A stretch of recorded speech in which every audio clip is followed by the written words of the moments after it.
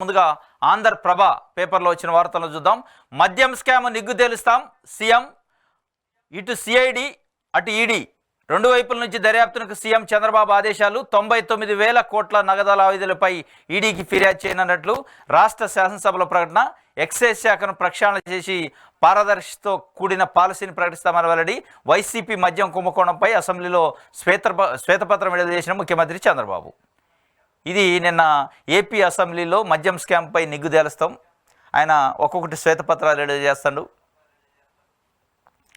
పోలవరం పైన ఒకటి చేసిండు, అమరావతి పైన చేసిండు, లా అండ్ ఆర్డర్ పైన చేస్తా అని దాన్ని పక్కకు పెట్టిండు. ఇట్లా ఒక్కొక్కటి చేస్తాను. నిన్న మద్యం పాలసీ పైన శ్వేతపత్రం విడుదల చేసిండు. దాంట్లో ఒకవైపు ఈడీ అట, ఇంకొక వైపు సిఐడిని పెట్టి గడిచిన 5 సంవత్సరాల్లో ఏమేమి జరిగిందో బయటికి తీస్తారట.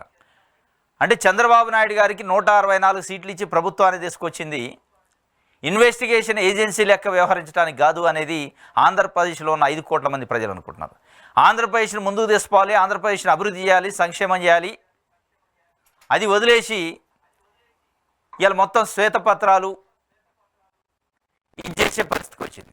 దీనిపైన ఆంధ్రప్రదేశ్లో ఉన్న ప్రజలు ఆసక్తిగా ఎదురు చూస్తున్నారు. నిన్న కేంద్ర బడ్జెట్ ప్రవేశపెట్టింది. చంద్రబాబు నాయుడు ఈరుడు సూర్యుడు అనుకున్నారు. అక్కడ ఏం రాలే, గుండు సున్నా అయింది. 15,000 కోట్ల రూపాయలు అప్పు ఇచ్చారు అమరావతి నిర్మించుకోవడానికి. అమరావతి రాజధానిని తాకట్టు పెట్టి అప్పు తీసుకోవడానికి అవకాశం ఇచ్చింది కేంద్రం తప్ప ఒక్క సింగిల్ గవా బడ్జెట్లో కేటాయించాల. మీరు ఇంకొక వైపు సిఐడి, ఒకవైపు ఈడీ, ఇది ప్రతిపక్షాలు గతంలో పరిపాలన చేసిన పార్టీని ఇబ్బంది పెట్టే కార్యక్రమం తప్ప ప్రజలకు మేలు చేయడానికి వచ్చారా, లేదా గడిచిన ప్రభుత్వంలో జరిగిన అవకతవకలపైన ఎంక్వైరీ చేయడానికి మాత్రమే వచ్చారా అనేది ఇలా 5 కోట్ల మంది ప్రజలు మాట్లాడుకుంటున్న పరిస్థితి.